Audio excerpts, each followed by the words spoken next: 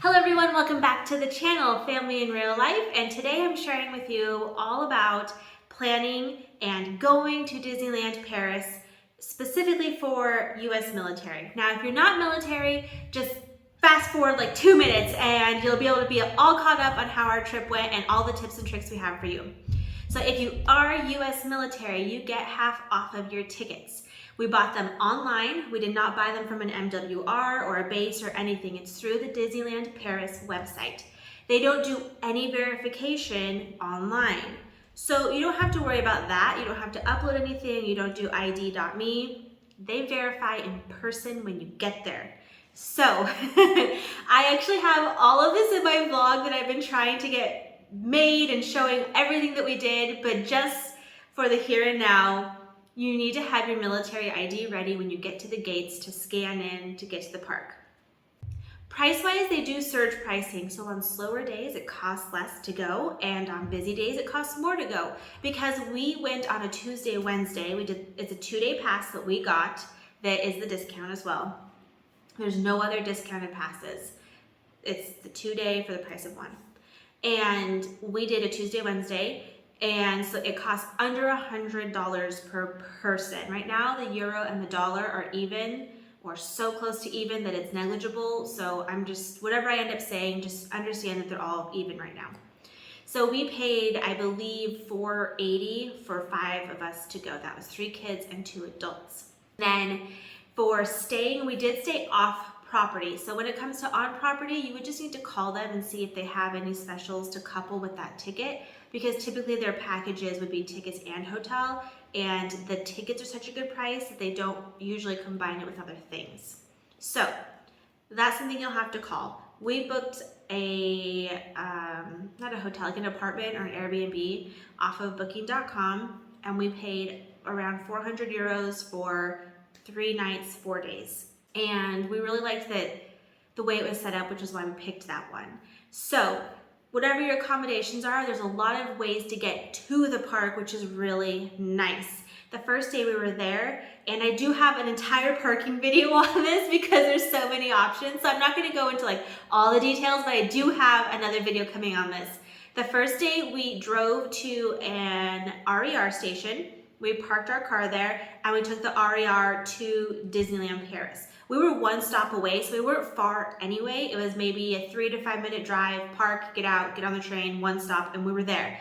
The RER at Disneyland Paris is literally at the front of like where security and the gates are. No commuting. You just get right off the train and get right into the park. The second day we parked at a parking garage at that second RER stop, or the one at the Disneyland. It cost a little bit more, but we didn't have to worry about train times and we could take our time doing things. And we had prepaid to guarantee a spot.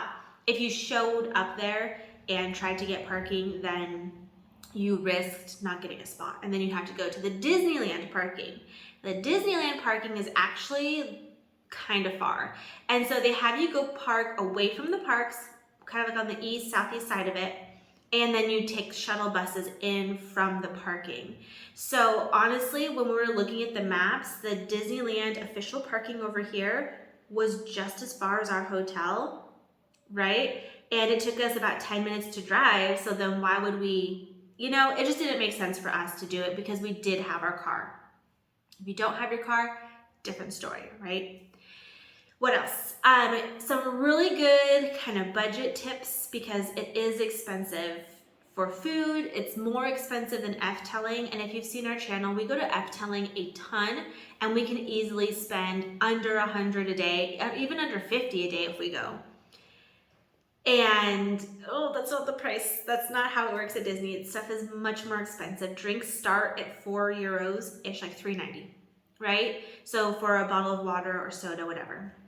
And most foods started around that same price and went up from there. You can bring your own water bottles and refill them for free. There are tons of water fountains and water bottle filling stations. You can bring in your own food. We took our bento boxes. So we had gone grocery shopping. We spent 100 euros on groceries and kept it in our Airbnb. That 100 euros covered snacks, drinks, breakfast for 3 days, second breakfast for 2 days, We made breakfast burritos and took them with us because cereal is not significant for food. It covered lunches as well. So it covered a lot for a little amount of money. We were able to take all of that in.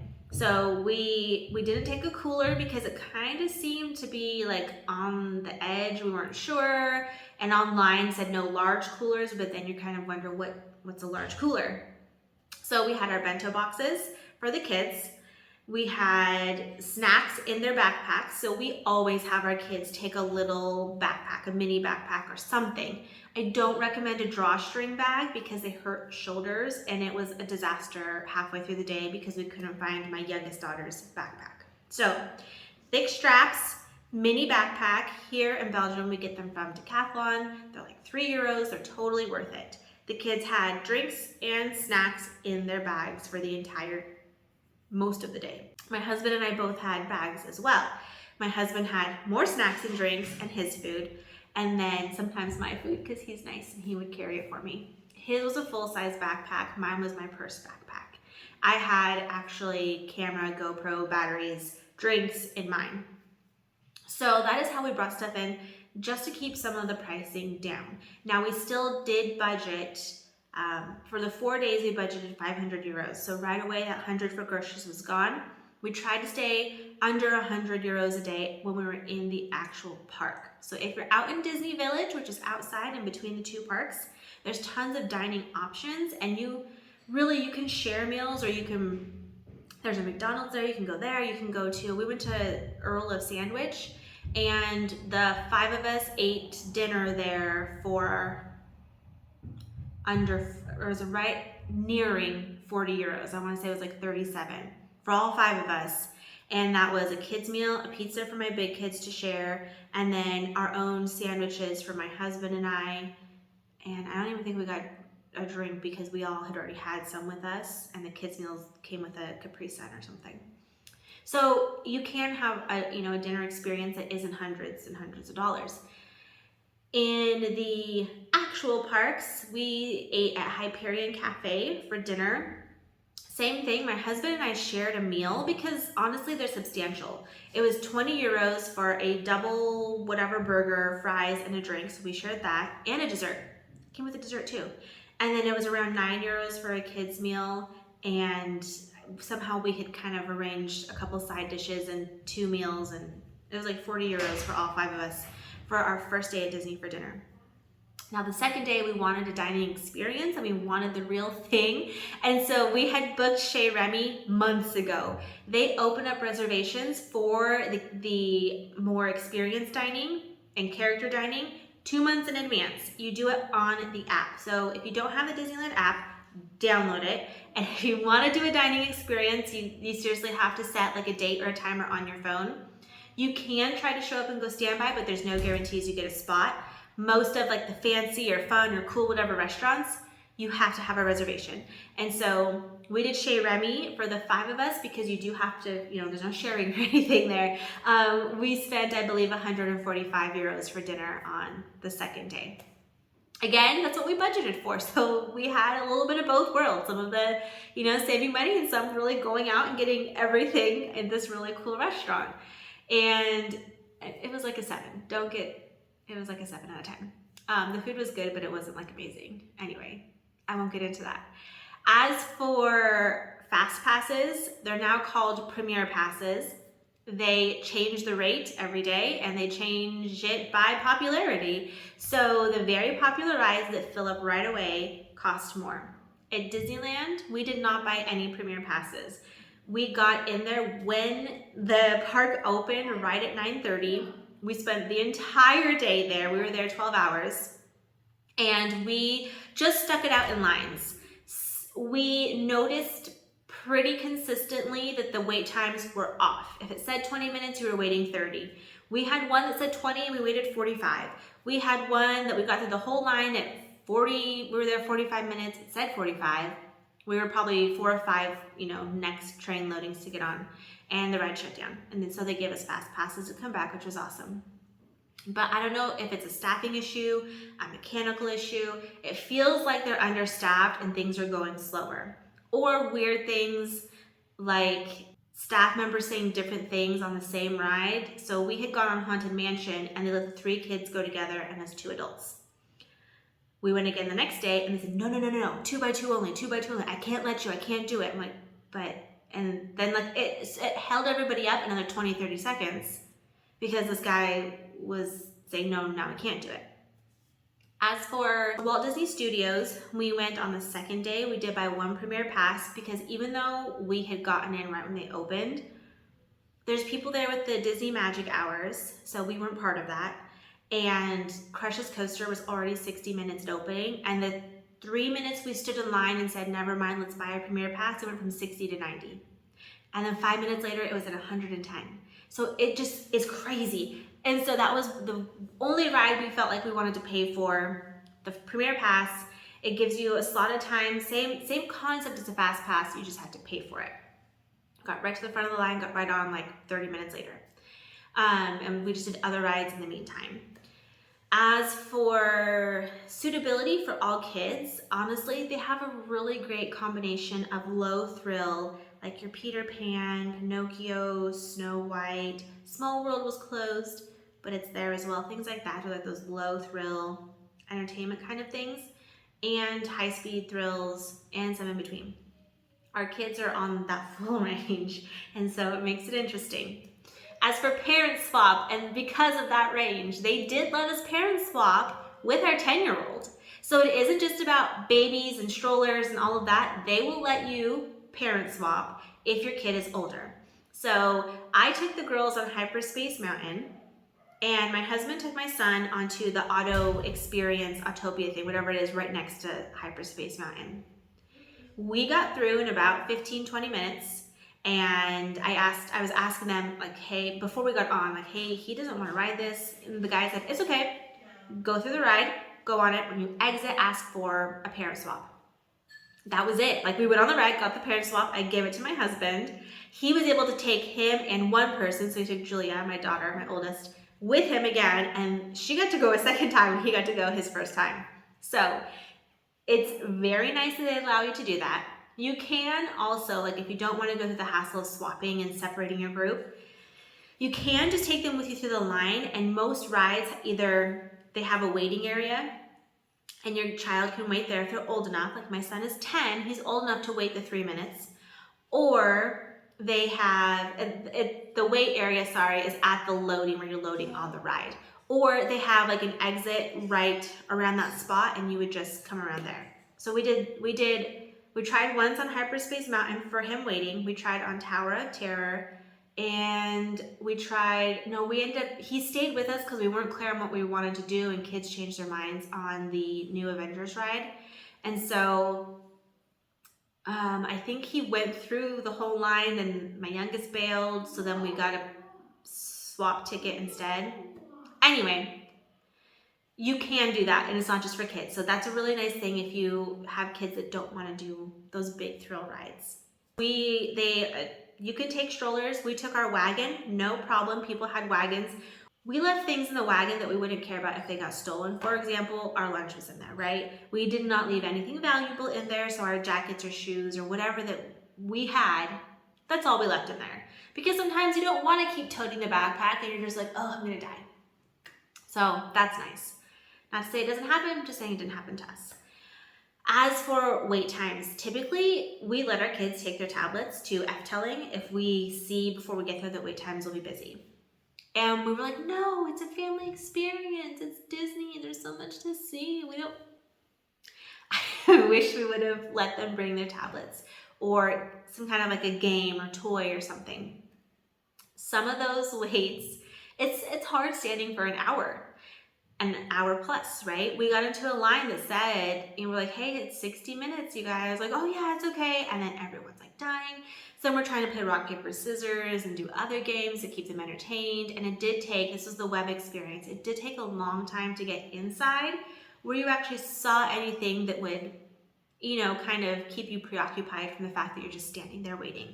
So if you have something that will keep them entertained, aside from snacks obviously, but toys or a game or just something, even like a fidget cube would have been nice for them to just not be focusing on the fact that their feet hurt. or they were sick of standing, or it was taking too long. We only did a couple of those long waits because I don't enjoy it. They don't enjoy it. It's not fun for anyone. What else? We did budget 50 euros per kid on souvenirs, and they were amazing, and they stuck to that. It's a very doable budget, that's for sure. Like, we did not feel like, oh no, maybe we should, no. Totally fine. The two bigger kids had a little extra, but they still kept, that was the money they'd been saving, but they still kept to their budget. I would say most souvenirs start at 3 euros and then go up to obviously the hundreds. And those mid-range, you know, cups are 10 to 20, depending on how fancy the mug or cup is. Shirts, you know, and things, clothing start at 15 and like maybe 30 for sweaters and go up from there. So then the next thing is ears. If you want souvenir ears, I do sell them there. I will say I was not impressed, or nothing stood out to me with the ears they had in the park. You can get ears from the Disney store online and have them mailed to you. And they have a huge variety there that aren't in the park. We had ears from 2019. I had gotten my kids ears when I went with my mom, and I got them as a gift. And so we brought them this time. And the really cool thing is that nobody else had those ears because they don't make them anymore. So two of them had the ears that they were able to find, and they wore them, and it was really cool to kind of like, hey, people were like stopping my son because his clothes and lights up, but it's really cool. My youngest and I ordered some online, just from Amazon, I mean, whatever. And we wore those, and it was fun. I left mine at home, and I was like, oh, I'll just get more there. I just wasn't impressed by anything there. And I know that sounds weird, but it's such a huge opportunity, and I feel like they missed that. There was no Star Wars ears at all, which was really surprising for having so much Star Wars stuff. There was no Avengers ones. There wasn't a lot of Marvel, I'll say that. There was like Thor ones, or not Lady Thor, whatever her name is. And that was it. There was no other ones. And there was, again, the ears were just black or sparkly black, or their, 30th anniversary ones, which were cool. I mean, those were the ones, if I would have gotten any, would have been those. They had a bride one, a blue and yellow one, and the hat of the magician guy, whatever his name is. So I don't know, I just was a little underwhelmed by the ears this time. Whereas the first time I went, it was huge. Everybody had ears. There were like 20 or 30 different styles. It was amazing. So that's something to be aware of. If you want ears, I kind of would just check around, because the selection was not great. Not great at all. So that's that for ears. Anything else? We covered food and drinks and tickets and hotels, talked about transportation, talked about clothing.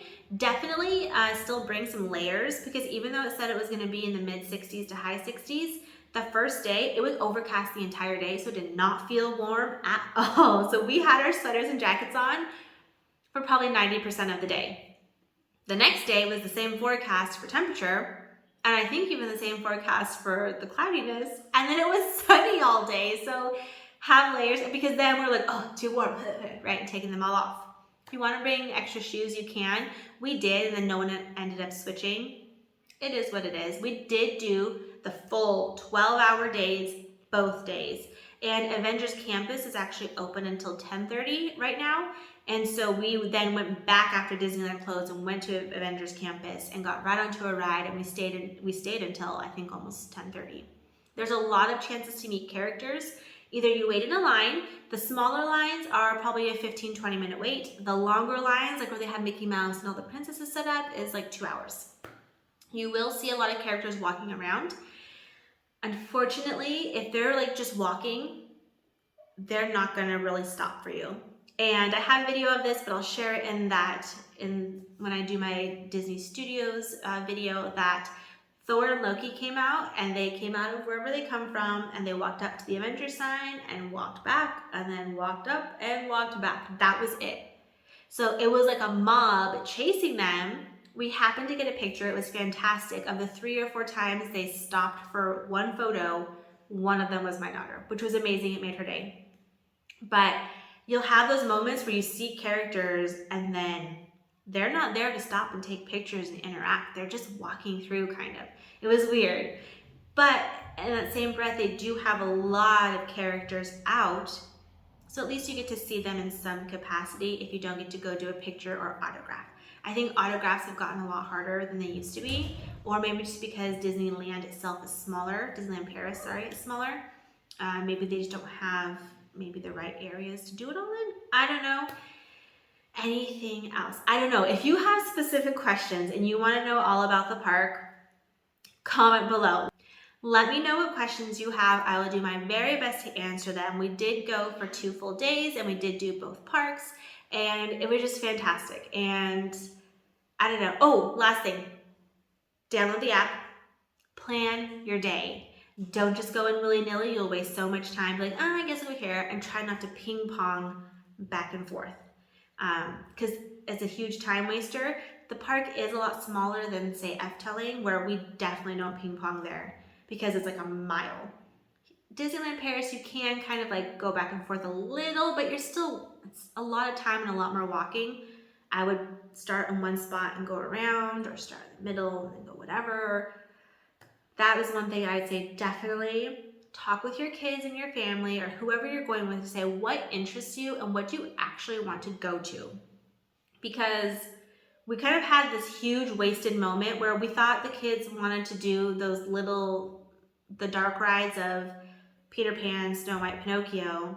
And they were like, they didn't tell us that till after. We stood in line forever for Pinocchio. And then it was just meh. And then we got off and they were all like, do we have to do any more of these rides? They just wanted to go back to other rides. So definitely have that plan. I think that's it. I don't know, there's so much. Just comment below. Don't forget to give this video a thumbs up, subscribe to our channel, and we will see you later. Bye.